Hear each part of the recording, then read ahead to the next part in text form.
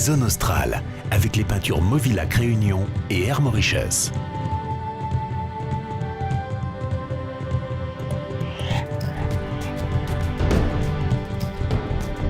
Pour cette dernière semaine, dans le sud de l'Inde, Zone Australe nous emmène à Cochin, ex-ville coloniale européenne, pour découvrir ses vieux quartiers, la richesse de sa culture et la préservation de ses rites ancestraux. C'est un film de Serge Marisy et Virginie Barret. Le long des côtes du Kerala, les immenses plages de sable doré, bordées de cocotiers, respirent les vacances. Kerala signifie d'ailleurs « pays des cocotiers ». La région porte bien son nom. À perte de vue, les palmiers façonnent le paysage. Mais ils ne sont pas qu'un simple décor de carte postale. Les habitants en utilisent les feuilles pour fabriquer la fibre de coco. Dans cet atelier, on tisse, traite et teint la précieuse laine qui se transformera en tapis.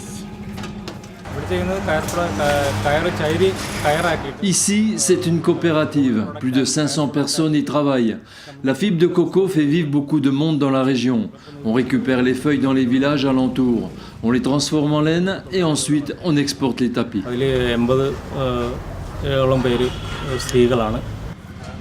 Certaines carpettes se retrouveront sans doute à Cochin, à quelques kilomètres de là. Première colonie européenne en Inde, Cochin est occupé par les Portugais dès le XVIe siècle. Héritage de cette présence européenne, l'église Saint-Francis est la plus ancienne du pays. Elle abritait autrefois la tombe de Vasco de Gama, premier Européen à avoir accosté en Inde, avant que sa dépouille ne soit rapatriée à Lisbonne. La basilique de Santa Cruz est le deuxième plus vieux vestige chrétien de la ville. Comme l'église Saint-Francis, elle a été bâtie par les Portugais en 1505, puis partiellement reconstruite par les Hollandais après le passage destructeur des Anglais. Chaque matin, des dizaines d'écolières défilent devant l'autel avant de regagner le couvent voisin. Au Kerala, 20% des habitants sont catholiques, soit la plus forte concentration du pays. Kerala is concentration of the Catholic population. Le Kerala condense une très forte population indienne de religion chrétienne, due à son histoire coloniale. Dans cette église, on a plus de 12 000 fidèles. À Cochin, la ferveur religieuse pour le christianisme est très forte. D'ailleurs, ce soir, on débute la fête de la Sainte Croix. 10 000 personnes devraient faire le déplacement pour cette procession qui dure 5 jours. Et cette année, les fidèles ont une excellente raison de se mobiliser. Nous avons ici depuis peu une relique authentique de la Sainte Croix. Après tout, cette église s'appelle Santa Cruz, ce qui signifie la croix sacrée. J'ai obtenu cette relique du Vatican il y a quelques mois. C'est quelque chose d'extraordinaire. On l'a installée sur un autel et pendant 2 jours, les fidèles pourront vénérer cette croix sacrée.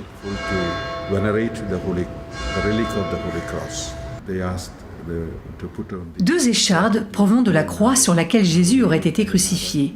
Elles ne mesurent que quelques centimètres, mais la fierté des fidèles de l'Église, elle, est immense, comme la surprise des visiteurs occidentaux. C'est un petit miracle pour nous, en effet.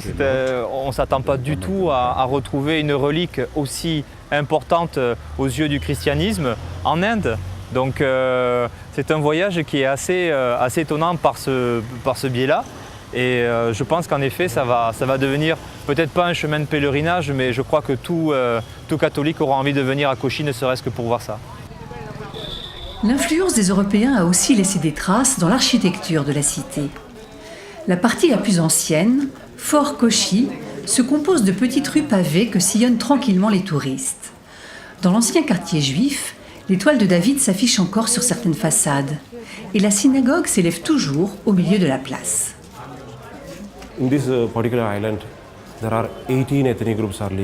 En fait, dans cette partie de la ville, il y a 18 groupes ethniques différents dans un rayon de 7 km².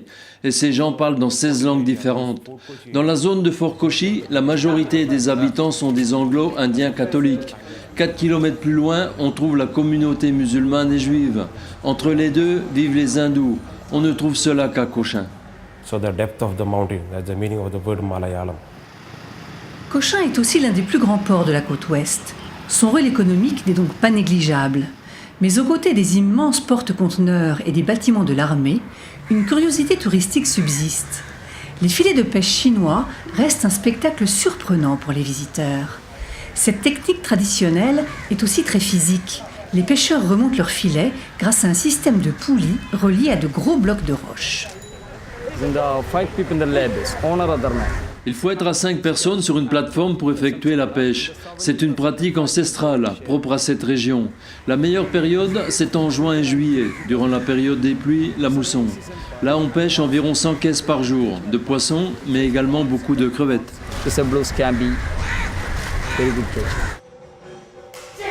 Malgré la diversité des influences culturelles, les Kéralais ont su préserver certaines de leurs traditions.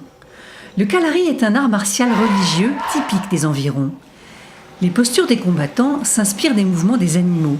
Très visuel, cet art est devenu aujourd'hui un vrai spectacle pour les touristes de passage. Moins violent mais tout aussi impressionnant, le kathakali est une discipline classée au patrimoine culturel de l'UNESCO.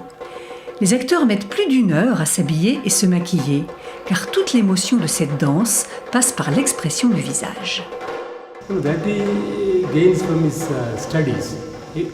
Il faut beaucoup d'apprentissage pour maîtriser ces expressions faciales.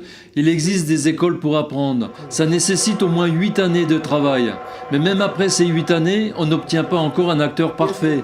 Il faut s'entraîner quotidiennement pour perfectionner et maîtriser cet art. Vieux de 4 siècles, cet art est à l'image de la région qu'il a vu naître. Une palette colorée d'émotions, parfois contradictoires, mais qui ne laisse jamais indifférent.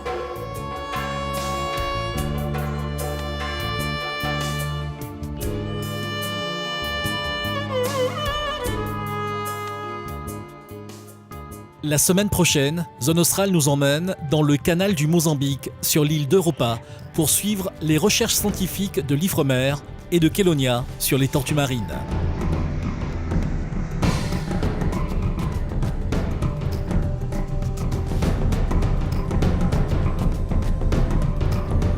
Zone Australe, avec les peintures Movilac Réunion et Air Mauritius.